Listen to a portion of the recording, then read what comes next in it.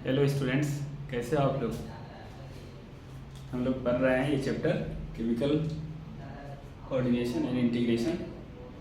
इसमें हम लोग दो छोटा छोटा वीडियो कर चुके हैं। एक इंट्रोडक्टिव वीडियो किए हैं जिसमें कि हम लोग हार्मोन्स के बारे में, एंडोक्राइन सिस्टम के बारे में बात किए हैं, और उसके बाद वाला एक हम लोग ग्लैंड कर चुके हैं हाइपोथैलेमस। हाइपोथैलेमस के बाद एक इम्पॉर्टेंट ग्लैंड जो कि बहुत सारे हार्मोन सेक्रेट करते हैं वो है पिट्यूटरी, और इम्पॉर्टेंट ग्लैंड है। तो स्टार्ट करते हैं हम लोग। तो देखो, पिट्यूटरी ग्लैंड जो है, पिट्यूटरी ग्लैंड का दूसरा नाम हम लोग हाइपोफिसिस भी बोलते हैं। ये मैंने दूसरे लेक्चर में भी बताया है, जब हाइपोथैलेमस पढ़ा रहा था तो वहाँ पर जब बताया था हाइपोथैलेमिक हाइपोफिजियल पोर्टल सिस्टम, तो वहाँ पर भी बताया था कि पिट्यूटरी का दूसरा नाम हाइपोफिसिस भी है, आल्सो नोन एज हाइपोफिसिस। अब देखिए यहाँ पर क्या लिखा है मैंने। पहले यहाँ पर आते हैं, कुछ इंपॉर्टेंट पॉइंट है। तो यह है लोकेशन, मतलब कि पिट्यूटरी ग्लैंड लोकेटेड कहाँ होता है। तो फर्स्ट लेक्चर में भी बात किया था हम लोगों ने कि हेड रीजन में ये लोकेटेड होता है। हेड रीजन में 3 ग्लैंड था ना, हाइपोथैलेमस, पिट्यूटरी और पिनियल ग्लैंड। हम लोग दूसरा इसमें से पढ़ रहे हैं, दूसरा ग्लैंड हम लोग पढ़ रहे हैं पिट्यूटरी। तो लोकेशन कहाँ है, तो लोकेशन हम लोग बोलेंगे सेला टर्सिका। क्या बोलेंगे, सेला टर्सिका। अब ये सेला टर्सिका क्या होता है, तो ये बोनी कैविटी है। क्या लिखा है, बोनी कैविटी ऑफ स्फेनोइड बोन। हमारे स्कल में एक बोन होता है स्फेनोइड बोन, उसका जो कैविटी बन जाता है उसी कैविटी को हम लोग बोलते हैं sella turcica. What is sella turcica, it is the bony cavity of sphenoid bone, और उसी कैविटी में जाकर के लॉज करता है पिट्यूटरी ग्लैंड। और उसके बाद ये तो हम लोग जानते ही हैं, सेकेंड लेक्चर में बात किए थे, ऊपर हाइपोथैलेमस नीचे पिट्यूटरी, दोनों को कनेक्ट करने वाला बीच में इन्फंडिबुलम होता था। तो ये लिखा है अटैच टू, यानी क्या, ये pituitary gland is attach to hypothalamus. Hypothalamus से अटैच होता है बाय स्टॉक, एक स्टॉक के हेल्प से। उस स्टॉक को क्या बोलते हैं हम लोग, उस स्टॉक का नाम है इन्फंडिबुलम। ठीक है। अगर ऑरिजिन पूछा जाए तो हम लोग जानते हैं ना, किसी भी ऑर्गेन का हम लोग ऑरिजिन बताते हैं, एक्टोडर्मल, मेसोडर्मल, इंडोडर्मल। तो इसका अगर ऑरिजिन पूछा जाए तो इसका ऑरिजिन है एक्टोडर्मल। किसका, पिट्यूटरी ग्लैंड का ऑरिजिन है एक्टोडर्मल। अब आगे चलते हैं। यहाँ पर इसका देखते हैं, 2 पार्ट है एनाटॉमिकली, एनाटॉमी के बेसिस पर इसका 2 पार्ट है डिवाइडेड। लिखा है कि anatomically it is divided into 2 parts, 2 part में डिवाइडेड है। एक पार्ट है एडिनो हाइपोफिसिस, जो कि मेजर पार्ट होता है, 75% बनाता है पिट्यूटरी ग्लैंड का। और दूसरा पार्ट जो है, दूसरा पार्ट है न्यूरो हाइपोफिसिस। क्या है, दूसरा पार्ट है न्यूरो हाइपोफिसिस, जो कि अबाउट 25% बनाता है इसका। अब देखिए यहाँ पर एडिनो हाइपोफिसिस का फिर से आगे चल करके 2 पार्ट है। पहले पार्ट को हम लोग बोल रहे हैं पार्स डिस्टलिस, या इसी को हम लोग बोलते हैं एंटीरियर पिट्यूटरी। क्या बोलते हैं, एंटीरियर पिट्यूटरी या पार्स डिस्टलिस। और एडिनो हाइपोफिसिस का जो सेकेंड पार्ट है वो है पार्स इंटरमीडिया। ठीक है। अब आते हैं दूसरा पार्ट, न्यूरो हाइपोफिसिस। इसका कोई पार्ट नहीं है, इसका बहुत सारा नाम है। तो न्यूरो हाइपोफिसिस जो 25% बनाता था, उसका और नाम है पार्स नर्वोसा भी कहते हैं हम लोग उसको, और उसी को हम लोग बोलते हैं पोस्टीरियर पिट्यूटरी। ठीक है, समझ में आया। फिर से क्या बोला कि हाइपोफिसिस यानी पिट्यूटरी ग्लैंड का एनाटॉमिकली 2 पार्ट है, adenohypophysis and neurohypophysis. Major part कौन बनाता है, एडिनो हाइपोफिसिस लगभग 75% बनाता है, और न्यूरो हाइपोफिसिस कितना है, अबाउट 25% बनाता है। न्यूरो हाइपोफिसिस का कुछ और नाम है pars nervosa and posterior pituitary. ठीक है। एडिनो हाइपोफिसिस का फर्दर 2 पार्ट हो गया, पार्स डिस्टलिस या इंटीरियर पिट्यूटरी जिसको बोलते हैं। उसके बाद पार्स इंटरमीडिया। देखिए इस लोग के बारे में, पार्स इंटरमीडिया के बारे में क्या है, ये ह्यूमंस में हम लोगों के केस में ये ना एक अलग लोब नहीं होता, एक अलग पार्ट नहीं होता। ये पार्स इंटरमीडिया जो है, ये पार्स डिस्टलिस के साथ ही मर्ज होता है। इसीलिए यहाँ पर लिखा हुआ है, एनसीईआरटी में भी ये बातें लिखी हुई है, in humans it is merge with parse distalis. ये पार्स इंटरमीडिया बीच वाला जो लोब होगा वो इसी के साथ मर्ज होता है ह्यूमन के केस में। और क्या देखो, इसको इसके बारे में ये छोटा सा, इसीलिए इसको 1 मिनट में पढ़ के खत्म कर देते हैं, बहुत डिटेल में इसके बारे में कुछ जानना नहीं हम लोगों को। तो ये पार्स इंटरमीडिया जो है, पार्स इंटरमीडिया से लोब से सिर्फ एक ही हार्मोन बनता है। यहाँ पर लिखा है सेक्रीट ओनली 1 हार्मोन, सिर्फ एक ही हार्मोन ये बनाता है। उस हार्मोन का नाम है MSH। क्या है MSH का पूरा नाम, MSH का पूरा नाम है मेलेनोसाइट स्टिमुलेटिंग हार्मोन। क्या नाम हुआ, पार्स इंटरमीडिया। ह्यूमन में वो डिस्टलिस के साथ ही मर्ज है, सिर्फ और सिर्फ एक ही हार्मोन बनाता है, उसका नाम है MSH, मिलेनोसाइट स्टिमुलेटिंग हार्मोन। अब हम लोग जानते हैं मिलेनोसाइट क्या होता है, मिलेनिन कंटेनिंग पिगमेंट होते हैं जो हमारे स्किन में होते हैं। तो वो क्या करेगा, हमारे स्किन के पिगमेंटेशन को कंट्रोल करेगा कि स्किन का कलरेशन कितना डार्क होगा, कितना डार्क नहीं होगा। तो यहाँ पर लिखा है सेक्रेट्स ओनली 1 हार्मोन MSH, और इसको पूरा नाम हुआ मेलानोसाइट स्टिमुलेटिंग हार्मोन। ये करता क्या है, रेगुलेट स्किन पिगमेंटेशन, स्किन के पिगमेंटेशन को ये रेगुलेट करता है। तो हम लोग बहुत छोटा सा पार्ट पढ़ के तुरंत खत्म कर दिए, कौन सा, पार्स इंटरमीडिया। तो अब एडिनो हाइपोफिसिस का एक और पार्ट है जो जिसको पढ़ लेते हैं, पार्स डिस्टलिस, जैसे को हम बोलते हैं एंटीरियर पिट्यूटरी। अब यहाँ पर देखो क्या है, यहाँ पर एनसीईआरटी का जब समरी पढ़िएगा तो समरी में नीचे एक लाइन लिखा हुआ है कि ये इट प्रोड्यूसेस 6 ट्रॉपिक हार्मोन, ठीक है, ये 6 हार्मोन बना रहे हैं, 6 ट्रॉपिक हार्मोन बना रहे हैं। अब 6 का नाम क्या क्या है, पहला है GH यानी ग्रोथ हार्मोन, सेकंड PRL किसके लिए आया है, प्रोलैक्टिन, थर्ड है TSH फुल फॉर्म क्या है, थायराइड स्टिमुलेटिंग हार्मोन, फोर्थ क्या है ACTH एड्रीनो कॉर्टिकोट्रॉपिक हार्मोन। एक एक करके हम लोग सबको डिटेल में पढ़ने वाले हैं। उसके बाद पांचवा क्या है LH, जिसका पूरा नाम हुआ ल्यूटिनाइजिंग हार्मोन, और फिर छठा 6 नंबर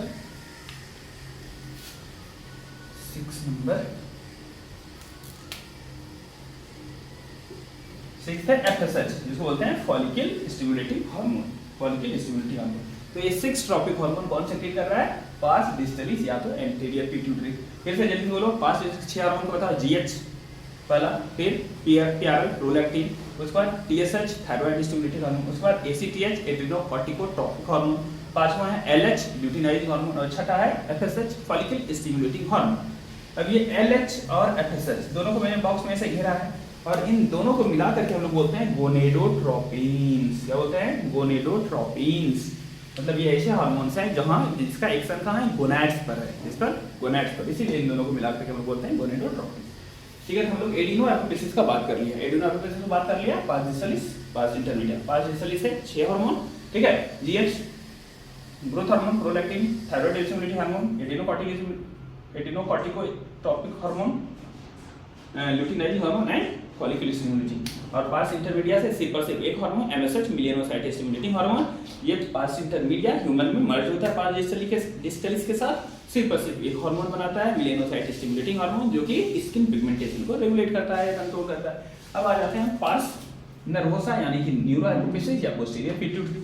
सबसे इंपॉर्टेंट बात मैं सेकेंड लेक्चर में बता चुका हूँ, जब हाइपोथैलेमस पढ़ा रहा था, क्या बोला था हाइपोथैलेमिक न्यूरॉन का नर्व एंडिंग ही आ जाता है कहाँ पर, पोस्टीरियर पिट्यूटरी में, और वो रिलीज करता है। इसीलिए पोस्टीरियर पिट्यूटरी कोई भी हार्मोन सिंथेसाइज नहीं करता, इसीलिए यहाँ पर लिखा है नो हार्मोन सिंथेसाइज हियर, कोई भी हार्मोन यहाँ सिंथेसाइज नहीं होता है।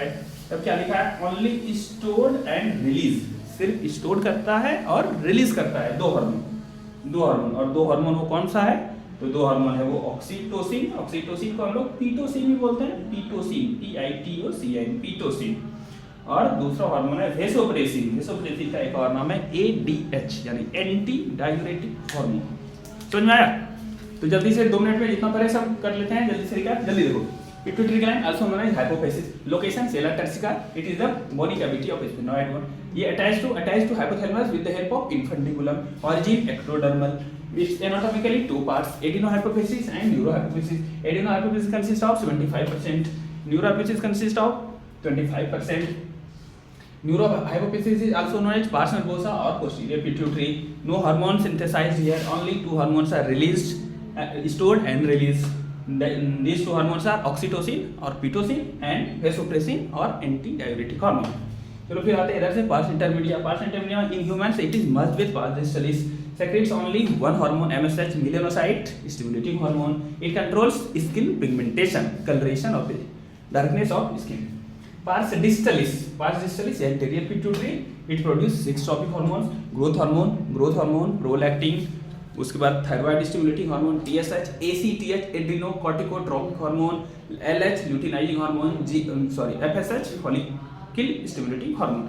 इन दोनों को मिलाकर के बोलते हैं गोनेडोट्रोपिन्स, क्योंकि इसका एक्शन गोनैड्स पर होता है, मेल में टेस्टिस पर, फीमेल में ओवरी पर। ठीक है, अब हम लोग इसके आगे एक एक करके सब हार्मोन को पढ़ेंगे। तो कितना हार्मोन को पढ़ना पड़ेगा, 6 यहाँ, और ये तो मैंने पढ़ा दिया, इसके बारे में तो डिटेल कुछ जानना, ये तो ऐसे ही खत्म हो गया। तो 6 यहाँ से पढ़ने वाले हैं और 2 यहाँ से पढ़ने वाले हैं, 8 को हम लोग डिटेल में पढ़ने वाले हैं।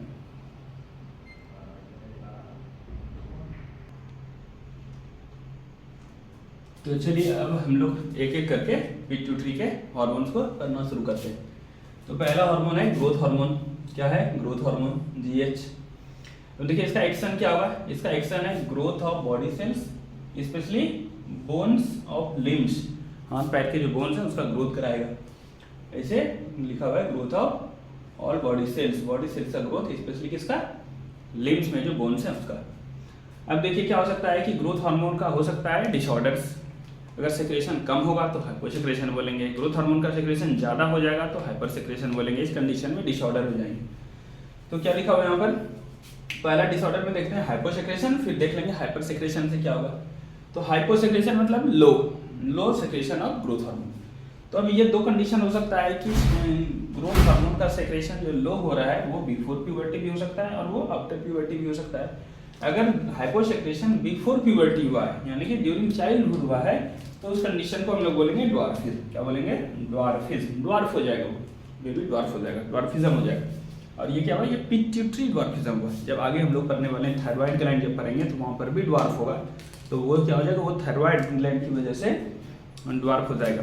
तो दोनों में डिफरेंस क्या होता है कि पिट्यूटरी ड्वार्फिज्म में ब्रेन का डेवलपमेंट मतलब कि मेंटल उसका जो डेवलपमेंट होगा वो लगभग ठीक होता है, नॉर्मल रहता है इसमें पिट्यूटरी ड्वार्फिज्म में। और जब थायराइड वाला ड्वार्फिज्म देखेंगे उसमें मेंटल रिटार्डेशन हो जाता है। ये दोनों में डिफरेंस है।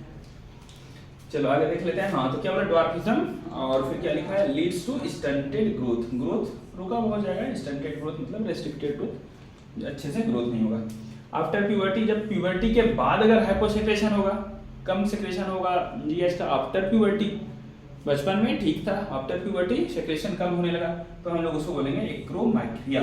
खैर ये टर्म एनसीईआरटी में नहीं लिखा हुआ है, कोई बात नहीं है, सिर्फ एक टर्म जान लेना है कि जब प्यूबर्टी के बाद अगर हाइपोसेक्रेशन होगा ग्रोथ हार्मोन का तो उसको बोलेंगे हम लोग एक्रोमैक्रिया। और इसमें क्या होता है, इसमें बॉडी तो नॉर्मल रहेगा, लिखा है ना, नॉर्मल बॉडी, इंटेलिजेंस, ये सब नॉर्मल रहेगा। तो फिर दिक्कत क्या होगा, यहाँ पर small hand, face, hand, feet and face, ये सब स्मॉल हो जाएगा, स्मॉल हैंड हो जाएगा, फिट हो जाएगा और फेस हो जाएगा।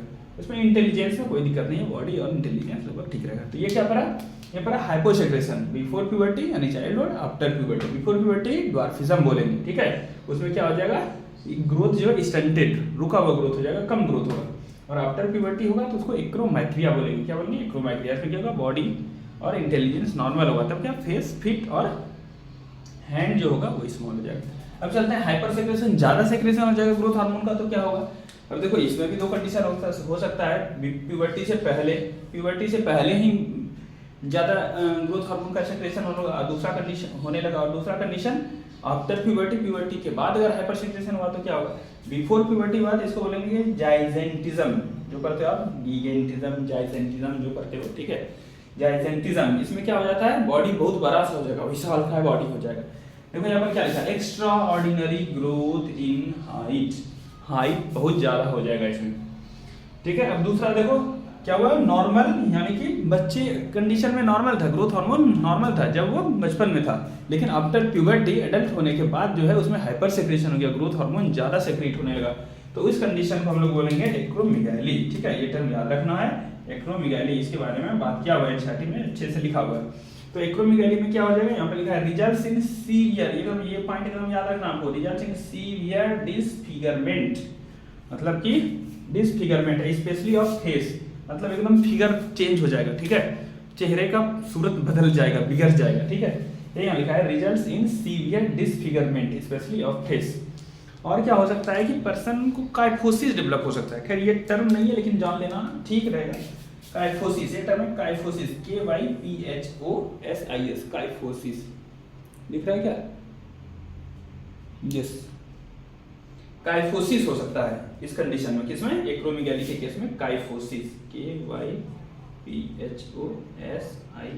काइफोसिस हो सकता है, पर्सन को काइफोसिस डेवलप होता है। ये काइफोसिस क्या होता है, तो देखिए कि वर्टिब्रल कॉलम का बेंडिंग हो जाता है, जब ये क्या होता है, डिसफिगरमेंट होता है, हाइट बढ़ने की कोशिश करता है, तो ये वर्टिब्रल कॉलम पीछे जो है रीढ़ की हड्डी, ये क्या होता है, बेंडिंग हो जाता है आगे की तरफ बेंडिंग हो जाता है, तो पीछे हम्प निकल जाता है, पीठ की तरफ हम्प जैसा स्ट्रक्चर बन जाता है, उसी हम्प लाइक स्ट्रक्चर को हम लोग बोलते हैं काइफोसिस, ठीक है। इतना बात समझ गए। तो अब जो है दूसरे हम लोग आते हैं, ग्रोथ हार्मोन हो गया, एक मिनट में जल्दी ग्रोथ हार्मोन को खत्म करो, एक्शन बता दो जल्दी से। क्या growth of body cells specially bones of limbs हाथ पैर के बोन्स का ग्रोथ ज्यादा कराएगा। अब अगर डिसऑर्डर हो जाएगा तो हाइपोसेक्रेशन, कम सेक्रेशन भी हो सकता है, ज्यादा सेक्रेशन भी हो सकता है, हाइपोसेक्रेशन हाइपर सेक्रेशन दोनों हो सकता है। हाइपोसेक्रेशन बिफोर प्यूबर्टी होगा तो क्या बोलेंगे, द्वार्किज्म बोलेंगे। इसमें क्या हो जाएगा, ग्रोथ स्टंटेड हो जाएगा। अगर आफ्टर प्यूबर्टी हाइपोसेक्रेशन और प्यूबर्टी के बाद अगर कम ग्रोथ हार्मोन बनने लगा तब उसको एक्रोमैक्रिया बोलेंगे। इसमें क्या हो जाएगा, बॉडी और इंटेलिजेंस तो नॉर्मल रहेगा, लेकिन हैंड, फीट और फेस ये स्मॉल हो जाएगा। ठीक है, हाइपोसेक्रेशन हुआ है ना तो ग्रोथ कम हो जाएगा तो सब स्मॉल ही होगा। और चलो हाइपर सेक्रेशन में प्यूबर्टी से पहले ही अगर हाइपर सेक्रेशन रहा, ठीक है, चाइल्डहुड में ही ज्यादा सेक्रेशन रहा तो सब कुछ बड़ा हो जाएगा, ग्रोथ हार्मोन ग्रोथ ज्यादा हो जाएगा। तो gigantism, extraordinary growth in height, ठीक है, हाइट बहुत ज्यादा बढ़ जाएगा। ठीक है, अगर चाइल्डहुड ठीक था लेकिन प्यूबर्टी के बाद जो है ज्यादा हुआ है, हाइपर सेक्रेशन हुआ है, एडल्ट में हुआ है। अब ये आफ्टर प्यूबर्टी या एडल्ट भी लिख सकते हो, इंसर्ट में एडल्ट लिखा हुआ है, एडल्ट में अगर हाइपर सेक्रेशन हुआ तो क्या हो जाएगा, उस कंडीशन को बोलेंगे एक्रोमेगाली। एक्रोमेगाली में क्या हो जाता है, सीवियर डिसफिगरमेंट हो जाता है बॉडी का, स्पेशली फेस का। ठीक है, और पर्सन में डेवलप काइफोसिस। चलो ये पढ़ लिया, ग्रोथ हार्मोन पढ़ लिया। और दूसरा आते हैं प्रोलैक्टिन। ठीक है, प्रोलैक्टिन तो बहुत आसान है, बस अब इस सब के बारे में एक एक लाइन पढ़ना है, स्टार्टिंग में बहुत कुछ नहीं है और एक एक लाइन लिखा है, बस एक एक लाइन ही जानेंगे। प्रोलैक्टिन के बारे में देखो, प्रोलैक्टिन पीआरएल, इसका टारगेट ऑर्गन मतलब कि एक्शन कहां करेगा, तो एक्शन करेगा मेमोरी ग्लैंड पर। फीमेल में जो मेमोरी ग्लैंड है उस पर एक्शन करेगा और कराएगा क्या, तो फीमेल में मेमोरी ग्लैंड का ग्रोथ कराएगा, उसमें मिल्क का प्रोडक्शन कराएगा, खत्म। इसके नाम में ही है प्रो से प्रोडक्शन, लैक्टोटन का मतलब होता है मिल्क। ठीक है, प्रोडक्शन ऑफ मिल्क। ये लिखा है regulate growth of memory gland, memory gland का ग्रोथ कराएगा और क्या, production of milk in them, उसमें मिल्क का फॉर्मेशन कराएगा। ठीक है, चलो उसके बाद जान लेते हैं टीएसएच, थायराइड स्टिमुलेटिंग हार्मोन। तो टीएसएच कहां से आएगा, टीएसएच बनेगा, ये तो हम लोग पढ़ लिए है ना, कहां से, एंटीरियर पिट्यूटरी से बनेगा और इसका एक्शन कहां होगा, थायराइड ग्लैंड पर एक्शन होगा। ये लिखा है control secretion of thyroid hormones. Thyroid जो आगे पढ़ने वाले हम लोग, थायराइड हार्मोन्स, उसके सेक्रेशन को ये कंट्रोल करेगा। T3 T4 ये सब उसमें देखने वाले हैं, तो उसको कंट्रोल करेगा। अब आगे हम लोग पढ़ेंगे टीएसएच के बाद आगे बढ़ते हैं। तो चलिए हम लोग 3 पढ़ लिए, ग्रोथ हार्मोन पढ़ लिए, प्रोलैक्टिन भी पढ़ लिए हैं और उसके बाद टीएसएच भी पढ़ लिए। अब जो है चौथा पढ़ लेते हैं एसीटीएच। तो एसीटीएच का क्या फुल फॉर्म है, एड्रीनो कॉर्टिकोट्रोपिक हार्मोन। तो इसका टारगेट ऑर्गन कहाँ है, मतलब इस हार्मोन को कहाँ एक्शन करना है, तो इसको एक्शन करना है एड्रिनल कॉर्टेक्स पर। इसके नाम में ही एड्रीनो कॉर्टिको, एड्रिनल कॉर्टेक्स पर इसका एक्शन होगा। क्या एक्शन होगा, तो ये जो एसीटीएच सेक्रेट कौन करेगा, पिट्यूटरी ग्लैंड है ना, और इसका एक्शन कहाँ होगा, एक्शन होगा एड्रिनल ग्लैंड पर। एड्रिनल ग्लैंड में 2 पार्ट होता है, आगे जाके पढ़ेंगे हम लोग, एड्रिनल कॉर्टेक्स, एड्रिनल मेडुला। तो इसका एड्रिनल कॉर्टेक्स पर एक्शन होगा। क्या एक्शन होगा, control secretion of adrenal cortex hormone. तो एड्रिनल कॉर्टेक्स से जो हार्मोन बनेंगे, सेक्रीशन होंगे, उसको कंट्रोल करेगा। और एड्रिनल कॉर्टेक्स से जो हार्मोन बनते हैं वो स्टेरॉइड हार्मोन बनते हैं, स्टेरॉइड नेचर का होता है। बस इतना सा बात याद रखना है। फिर 5वां चलते हैं एलएच और फिर पढ़ेंगे हम लोग एफएसएच। इन दोनों को हम लोग मिला करके बोलते हैं गोनेडोट्रोपिन्स, क्योंकि इसका एक्शन गोनैड्स पर होता है, टेस्टिस ओवरी पर। ठीक है, देखो एलएच को पहले पढ़ लेते हैं फिर एफएसएच पढ़ लेंगे। एलएच क्या है, ल्यूटिनाइजिंग हार्मोन है। मेल में इसी को हम लोग बोलते हैं आईसीएसएच, यानी interstitial cell stimulating hormone. Interstitial cell stimulating hormone, इसका क्या काम है, इसका काम है इंटरस्टिशियल सेल पर एक्शन होता है। हम लोग जब पढ़ते हैं क्लास 12 में रिप्रोडक्शन वाले, ह्यूमन रिप्रोडक्शन वाले में टेस्टिस का स्ट्रक्चर, तो उसमें पढ़ते हैं इंटरस्टिशियल सेल और लिडिक सेल, तो उसी पर इसका एक्शन है। इंटरस्टिशियल सेल, लिडिक सेल क्या करता है, वो तो हार्मोन्स बनाता है, male hormone, mail sex hormone, androgens, उसमें से मेनली क्या होता है, टेस्टोस्टेरोन। इसीलिए लिखा है यहाँ पर सेक्रेशन ऑफ एंड्रोजेंस।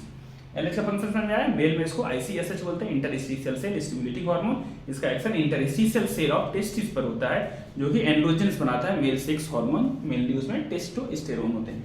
चलो फीमेल पर क्या करेगा, फीमेल में हम लोग, फीमेल में एलएच का क्या एक्शन है, यहाँ लिखा है टुगेदर विद एफएसएच, एफएसएच के साथ मिल करके ये क्या करता है, जानते हैं, इसको बोलते हैं ओव्यूलेटरी हार्मोन। एलएच को हम लोग क्या बोलते हैं, ओव्यूलेटरी हार्मोन। फीमेल में ओव्यूलेशन का प्रोसेस कराता है और क्या करता है, ये कॉर्पस ल्यूटियम को भी मेंटेन करता है। अब तक ओव्यूलेशन जो कॉर्पस ल्यूटियम है उसको कुछ समय तक मेंटेन करने का काम भी एलएच का ही है।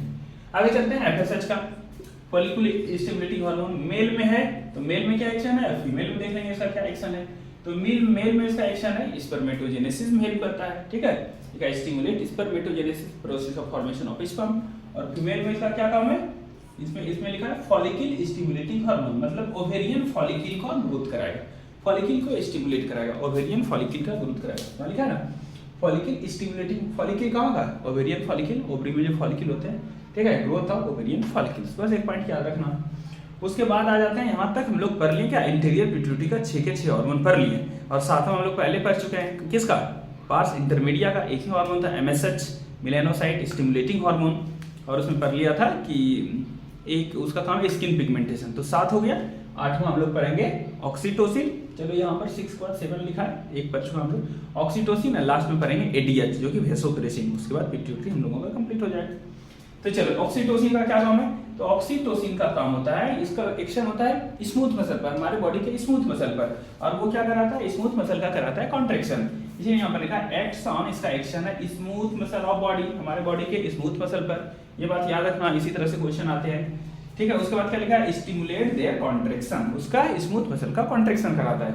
जैसे देखो कुछ हम लोग पॉइंट को डिस्कस करते हैं जहाँ पर पता चलेगा कि स्मूथ मसल का कॉन्ट्रेक्शन कराता है ऑक्सीटोसिन। तो एक तो डिलीवरी के टाइम में, ठीक है, डिलीवरी के टाइम में बेबी का जब बर्थ होता है, चाइल्ड बर्थ जिसमें होता है, तो यूट्रस का कॉन्ट्रेक्शन होना होता है, विग्रस कॉन्ट्रेक्शन होना होता है यूट्रस का, जिससे कि बेबी का एक्सपल्सन हो सके। यहाँ पर लिखा है stimulate vigorous contraction of uterus during child birth.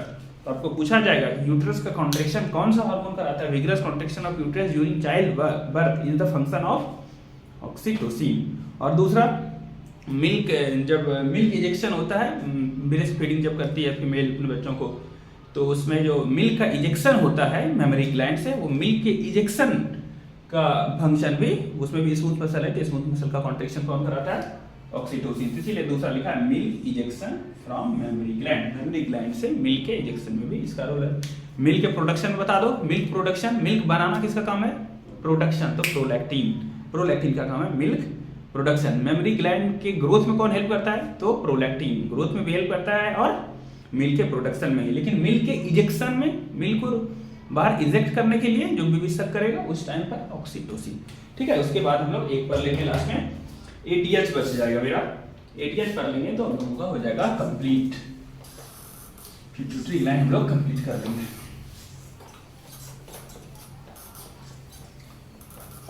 ADH का फुल फॉर्म क्या है, ADH का फुल फॉर्म है एंटी डायूरेटिक हार्मोन। और एक और नाम है इसका, क्या नाम बता दीजिए, तो इसका एक और नाम है वेसोप्रेसिन।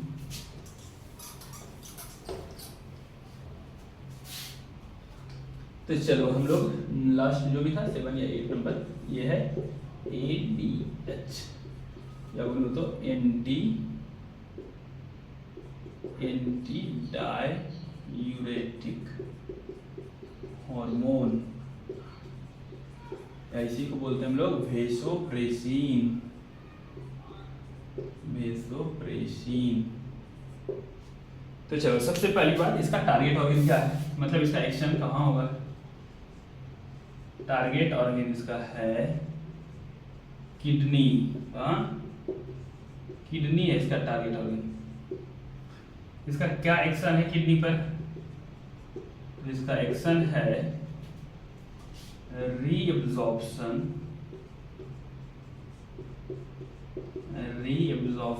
ऑफ वाटर, वाटर का रीअब्जॉर्प्शन कराता है, reabsorption of water and electrolytes, water and electrolytes from, DCT का नाम तो सुना होगा किडनी में, DCT डिस्टल ट्यूब्यूल, शॉर्ट में बोलते हैं डिस्टल कॉन्वोल्यूटेड ट्यूब्यूल।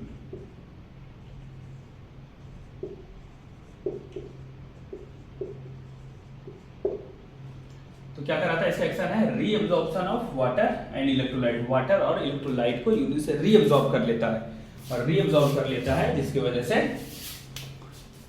हाँ कहाँ से, तो किडनी में नेफ्रॉन होता है, यूनिट नेफ्रॉन का पार्ट होता है DCT डिस्टल कॉन्वोल्यूटेड ट्यूब्यूल, तो वहां से रीअब्जॉर्प्शन कराता है वाटर और इलेक्ट्रोलाइट का। तो उससे क्या हो जाएगा, तो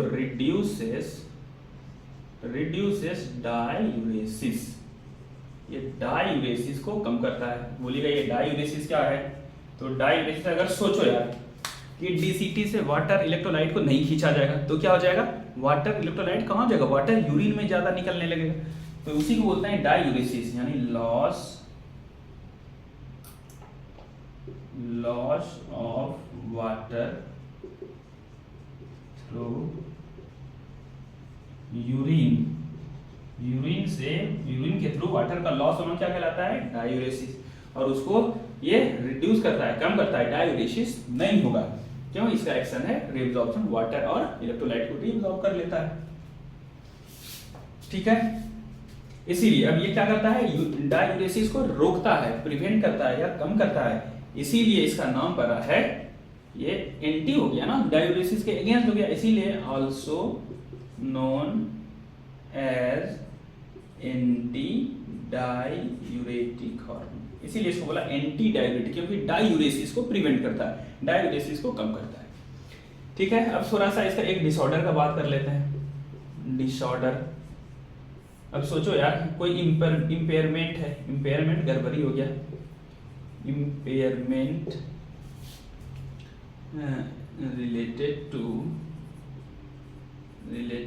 टू या तो सिंथेसिस नहीं हो रहा है, रिलेटेड टू सिंथेसिस और रिलीज, सिंथेसिस और रिलीज ऑफ एडीएच, एडीएच का क्या हो रहा है? सिंथेसिस ही नहीं हो रहा है या तो रिलीज ही नहीं हो पा रहा है। ठीक है, एडीएच कहाँ बनता है?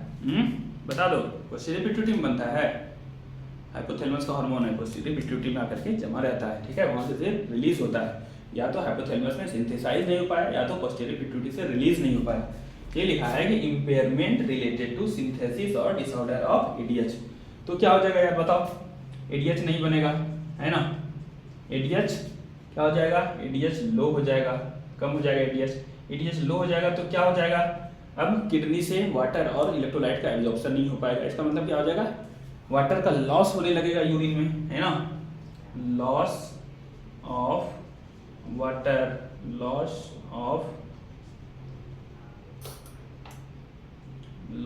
ऑफ वाटर थ्रू यूरिन, इसको क्या बोलते हैं हम लोग?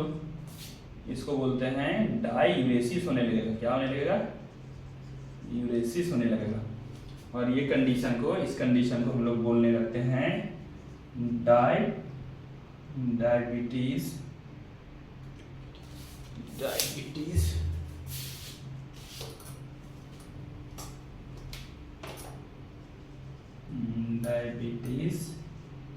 इंसिपिडस। क्या बोलते हैं? डायबिटीज इंसिपिडस बोलते हैं। एक डायबिटीज मेलाइटस भी होता है, वो हम लोग, वो जो है पेंक्रियाज का बीमारी है, डायबिटीज मेलाइटस, तो वो पेंक्रियाज में करेंगे। अभी यहाँ है डायबिटीज इंसिपिडस। तो डायबिटीज इंसिपिडस में क्या हो जाएगा बताओ? इसमें होने लगेगा डायूरेसिस, मतलब यूरिन से वाटर बहुत ज़्यादा रिलीज होने लगेगा। तो बताओ यार कि वो यूरिन से ज़्यादा वाटर होगा तो उस इंसान को क्या होगा? बार बार यूरिनेशन होगा, है ना?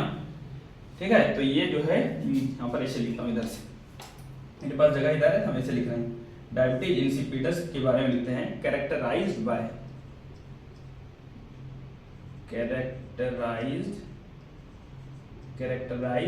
मतलब कि डायबिटीज इंसिपिडस वाले लोगों में क्या दिखेगा, क्या पता चलेगा? तो कैरेक्टराइज्ड बाय, इसमें क्या होगा? पॉली, बार बार उसको टॉयलेट जाना पड़ेगा कि नहीं? ज्यादा वाटर बन रहा है यूरिन में तो उसको बोलेंगे पॉलीयूरिया। क्या बोलेंगे? पॉलीयूरिया। और जब बार बार यूरिन से वाटर लॉस होगा तो बार बार पानी पीना भी पड़ेगा, है ना? तो बार बार प्यास भी लगेगा उसको, इसीलिए पॉलीडिप्सिया। ठीक है, पॉलीडिप्सिया, DYPSIA, पॉलीडिप्सिया हो जाएगा, पॉलीयूरिया हो जाएगा, पॉलीडिप्सिया हो जाएगा। ठीक है, लेकिन हाँ ये हम लोग ये क्या था? Diabetes insipidus. तो डायबिटीज इंसिपिडस किसके इनसफिशियंसी की वजह से हुआ, किसकी कमी से हुआ, ये बता दो। तो ये किसकी कमी से हुआ? एडीएच की कमी से हुआ। ठीक है, हम लोग पिट्यूटरी पूरा पढ़ लिए, जल्दी जल्दी एक बार जल्दी से रिवीजन कर लो। पिट्यूटरी क्या है? पिट्यूटरी इंडोक्राइन ग्लैंड है। लोकेशन जल्दी से बता दो, सेला टर्सिका में है। ठीक है, सेला टर्सिका क्या होता है? It is the bony cavity of sphenoid bone. ठीक है, उसके बाद कनेक्शन बता दो, कनेक्टेड होता था हाइपोथैलेमस से, किसके हेल्प से? तो इनफंडिबुलम के हेल्प से होता था ना। उसके बाद बताओ ऑरिजिन क्या है इसका? ऑरिजिन था एक्टोडर्मल। ठीक है, उसके बाद बोला एनाटॉमिकली दो पार्ट होता है, कौन कौन सा? Adeno hypophysis, neuro hypophysis. Adeno hypophysis का फिर से दो पार्ट हुआ, कौन कौन सा बता दो? Parse distalis, pars intermedia. Pars distalis को ही क्या बोलते हैं? Anterior pituitary. और दूसरा पार्ट क्या था? दूसरा पार्ट उधर था न्यूरो हाइपोफिसिस। न्यूरो हाइपोफिसिस का और क्या नाम है, पार्स नर्वोसा, और क्या नाम है, पोस्टीरियर पिट्यूटरी। वहाँ से कोई भी हार्मोन सिंथेसाइज नहीं होता है, सिर्फ 2 हार्मोन स्टोर और रिलीज होता है। ठीक है, कौन कौन सा 2, ऑक्सीटोसिन जिसको पीटोसिन भी बोलते हैं, और दूसरा एंटी डाययूरेटिक हार्मोन या वेसोप्रेसिन। खत्म। चलो अब इधर आते हैं पार्स डिस्टलिस यानी कि एंटीरियर पिट्यूटरी में। एंटीरियर पिट्यूटरी से 6 ट्रॉपिक हार्मोन, 6 ट्रॉपिक, कौन कौन सा, ग्रोथ हार्मोन, प्रोलैक्टिन, उसके बाद बता दो TSH, उसके बाद ACTH, उसके बाद LH और FSH, दोनों को मिला के LH FSH को मिला के बोलते हैं सॉरी क्या रहे, गोनेडोट्रोपिन्स। ठीक है, गोनेडोट्रोपिन्स हो गया। उसके बाद पार्स इंटरमीडिया में आ जाओ। पार्स इंटरमीडिया बोला ह्यूमन में वो मर्ज होता है किसके साथ, पार्स डिस्टलिस के साथ ही मर्ज होता है। सिर्फ एक हार्मोन बनाता है MSH, वो क्या कंट्रोल करता है, MSH स्किन के पिगमेंटेशन को कंट्रोल करता है। एक एक करके पढ़ लिया। ग्रोथ हार्मोन भी पढ़ना है डिटेल में, तो ग्रोथ हार्मोन जब डिटेल में पढ़ा तो ग्रोथ हार्मोन में क्या बोला कि ये हमारे बॉडी सेल्स का ग्रोथ कराता है, मेनली बोला कि बोन्स ऑफ लिम्स, हाथ पैर के बोन्स का ग्रोथ कराता है। बोला हाइपोसेक्रेशन हो सकता है, हाइपर सेक्रेशन हो सकता है। हाइपोसेक्रेशन मतलब कम सेक्रेशन होगा ग्रोथ हार्मोन का, तो कम सेक्रेशन होगा तो क्या हो जाएगा, बिफोर प्यूबर्टी भी हो सकता है, आफ्टर प्यूबर्टी भी हो सकता है। बिफोर प्यूबर्टी अगर हो जाएगा तो ड्वार्फिज्म बोलेंगे, उसमें स्टंटेड ग्रोथ हो जाएगा, ग्रोथ रुक जाएगा। आफ्टर प्यूबर्टी होगा तो उसको एक्रोमाइक्रिया बोलेंगे, उसमें नॉर्मल बॉडी, एक्रोमाइक्रिया में बॉडी नॉर्मल होएगा और क्या हो जाएगा, बॉडी नॉर्मल हो जाएगा, लेकिन उसमें होगा क्या, हैंड, फीट और फेस स्मॉल हो जाएगा। ठीक है, फिर आते हैं हाइपर सेक्रेशन, ज़्यादा सेक्रेशन। अगर बिफोर प्यूबर्टी हुआ है हाइपर सेक्रेशन तो जाइजेंटिज्म बोलेंगे, उसमें क्या हो जाएगा, एक्सेसिव ग्रोथ हो जाएगा बॉडी का। ठीक है, और फिर आफ्टर प्यूबर्टी यानी एडल्ट में अगर हाइपर सेक्रेशन हुआ है तो हम लोग उसको एक्रोमिगैली बोलते हैं। क्या बोलते हैं, एक्रोमिगैली। उसमें क्या हो जाता है, डिसफिगरमेंट हो जाता है, डिसफिगरमेंट, एकदम फिगर चेंज हो जाता है बॉडी का, स्पेशली फेस का। ठीक है, और उसमें कुछ बताया था, बोला था कि उसमें काइफोसिस भी डेवलप हो सकता है, वर्टिब्रल कॉलम जो पीछे का ये बेंड कर सकता है, झुक जाएगा, जिससे कि काइफोसिस हो सकता है। ये खत्म हो गया। उसके बाद प्रोलैक्टिन, प्रोलैक्टिन का क्या बोला था, प्रोलैक्टिन में बोला था इसका जो है एक्शन कहाँ होगा, मेमोरी ग्लैंड पर। ठीक है, ये क्या कराएगा, ग्रोथ कराएगा मेमोरी ग्लैंड का, और उसमें मिल्क का प्रोडक्शन कराएगा।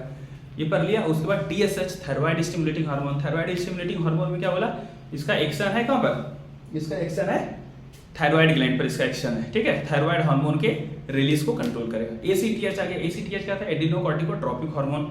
इसका एक्शन कहाँ था, इसका एक्शन था एड्रिनल कॉर्टेक्स पर, तो एड्रिनल कॉर्टिकल हार्मोन के रिलीज को कंट्रोल करेगा। ठीक है, एड्रिनल कॉर्टेक्स हार्मोन कैसा होता है, स्टेरॉइड नेचर का होता है। ये पढ़ लिया। उसके बाद ACTH भी हो गया। उसके बाद LH और FSH। LH मेल में इसको ICSH बोलते हैं, ICSH interstitial cell stimulating hormone. ठीक है, ये इसका एक्शन मेल टेस्टिस के लीडिंग सेल या इंटरस्टिशियल सेल पर होता है, उससे एंड्रोजन्स बनता है। ठीक है, फीमेल में जो है LH जो होता है फीमेल में, वो FSH के साथ मिलकर के ओव्यूलेशन कराता है, ओव्यूलेटरी हार्मोन भी बोलते हैं इसको। और क्या है इसमें, और FSH का कोई एक्शन नहीं। अब आ जा, सॉरी, LH हो गया। और एक बात हाँ, LH में ये भी लिखा था कॉर्पस ल्यूटियम को मेंटेन करता है। ठीक है, अब आ जाते हैं FSH पर। मेल में स्पर्मेटोजेनेसिस में हेल्प करता है, और फीमेल में FSH ओवेरियन फॉलिकल का ग्रोथ कराता है। ठीक है, इतना पढ़ लिया। फिर 7वां MSH तो पढ़ ही चुके हैं हम लोग। फिर 8वां पर आ गया ऑक्सीटोसिन या पीटोसिन। ऑक्सीटोसिन का क्या काम था, जल्दी बताओ। इसका एक्शन था स्मूथ मसल का कॉन्ट्रैक्शन कराता था। क्या कराता है, स्मूथ मसल का कॉन्ट्रैक्शन कराता था। कुछ बताओ एग्जांपल जहां पर स्मूथ मसल का कॉन्ट्रैक्शन ऑक्सीटोसिन कराता है, तो ड्यूरिंग चाइल्ड बर्थ। ठीक है, डिलीवरी के टाइम पर यूटरस का कॉन्ट्रैक्शन होता है, vigorous contraction of uterus during child birth. दूसरा क्या बताया था, milk ejection, not production, production prolactin कराता है, milk ejection from mammary glands. ठीक है, इतना पढ़ लिया। उसके लास्ट में आया ADH। ठीक है, anti diuretic hormone. Anti diuretic hormone को वेसोप्रेसिन भी बोलते हैं। सबसे पहले इसका टारगेट ऑर्गन कहाँ है, किडनी है। ये इसका क्या फंक्शन है, reabsorption of water and electrolytes. Electrolyte मतलब सोडियम पोटेशियम, ये सब जो ये सबका एब्जॉर्प्शन कराता है। ठीक है, तो इससे क्या हो जाता है, ये प्रिवेंट रिड्यूस करता है डायूरेसिस, की वाटर को लॉस नहीं होने देता है, यूरिन से लॉस नहीं होने देता है, अगेंस्ट डायूरेसिस, एंटी डायूरेसिस हुआ, इसीलिए इसको बोलते हैं एंटी डायूरेटिक हार्मोन। अब अगर कोई डिसऑर्डर हो गया, इंपेयरमेंट हो गया, जिससे कि ADH सिंथेसाइज नहीं हो पा रहा है, बन नहीं पा रहा है, या तो उसका रिलीज नहीं हो पा रहा है ADH का, तो क्या हो जाएगा, उससे ADH कम हो जाएगा। ADH कम हो जाएगा तो क्या हो जाएगा, वाटर का रीअब्जॉर्प्शन किडनी से नहीं हो पाएगा, तो वाटर यूरिन में ज्यादा रिलीज होने लगेगा, डायूरेसिस हो जाएगा। इस कंडीशन को हम लोग बोलते हैं डायबिटीज इंसिपिडस। क्या, इंसिपिडस, डायबिटीज इंसिपिडस। तो डायबिटीज इंसिपिडस कैरेक्टराइज बाय, उस इंसान को जिसको डायबिटीज इंसिपिडस होगा उसको क्या दिखेगा, तो उसको पॉलीडिप्सिया, बार बार प्यास लगेगा, पॉलीयूरिया, बार बार टॉयलेट जाना। ठीक है, कंप्लीट करते हैं हम लोग 5 मिनट का रिवीजन करके।